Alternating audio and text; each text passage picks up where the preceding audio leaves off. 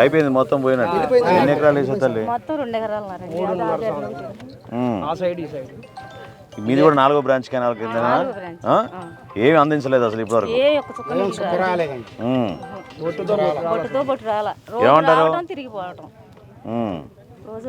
ఏమంటారు మరి? మొన్న కాలు వదిలేసాం, 3000 క్యూసెక్లు ఇచ్చాం, 2000 క్యూసెక్లు ఇచ్చాం అన్నారు. ఒక్క చుక్క కూడా లేవు. నీళ్లు ఇస్తే 3000 క్యూసెక్లు ఇస్తే మేము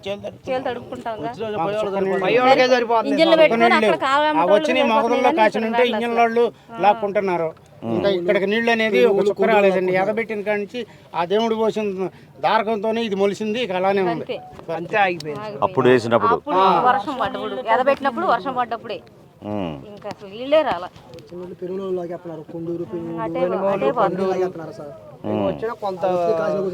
కాదు సరే, దేనికి దానికి ఇప్పుడు వారాబంది అన్నప్పుడు ఏంటి దాని అర్థం? అవునా కాదా? అవసరాన్ని బట్టి రైతుల దగ్గరికి వచ్చి కనుక్కొని చేయాల్సిన బాధ్యత ఉంటుంది కదా ప్రభుత్వానికి. 4 రోజులు దొక్కారు స్వామి, 5 రోజులు దొక్కేసేసారు. పోయినట్టే ఇంకా.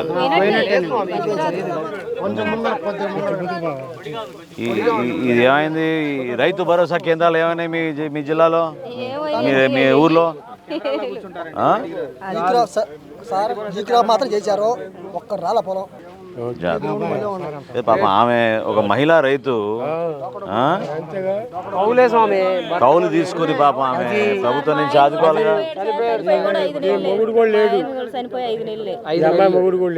అవునా?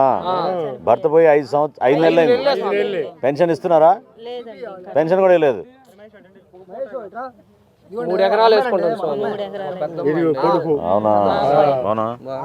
కాదు, పెన్షన్ ఎందుకు ఇవ్వడం లేదు? పెన్షన్ అంటే ఇంకా టైం రాలేదు. ఇంకా ఇప్పుడు కొత్త పెన్షన్ లేవు. ఇంకా టైం పట్టింది మీకు. అన్ని పెట్టాము. వచ్చే నెల అంటున్నారు, ఆ నెల అంటున్నారు. పెట్టాము అసలు పెంపటినే పెట్టేసాము.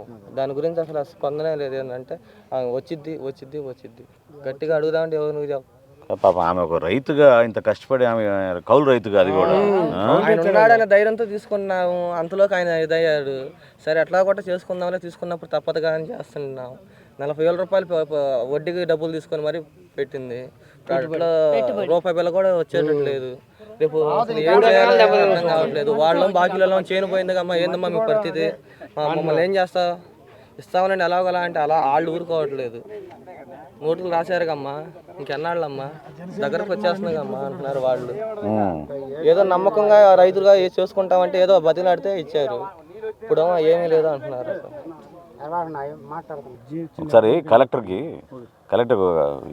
లెటర్ ఆయనతో రాయిపించి వెంకటేశ్వరరావుకి మీరు పంపించండి. ఒకసారి మన పార్టీ నుంచి పంపించండి. పాపం కౌలు రైతు నష్టపోయారు. ఆమె 2.5 ఎకరాలు తక్షణంగా ఇమీడియట్గా ఈ నెలే శాంక్షన్ అయ్యేట ఆ పెన్షన్. భర్త కోల్పోయారు పాపం. 5 నెలలు అయింది. ఇది 6వ నెల. 2.5 ఎకరం పొలం వేస్తుంది. రేపు ఎట్టి పరిస్థితుల్లో మీరు ఒక దరఖాస్తు ఆమె తీసుకుని మీరు వెంకటేశ్వరరావుకి ఇవ్వండి.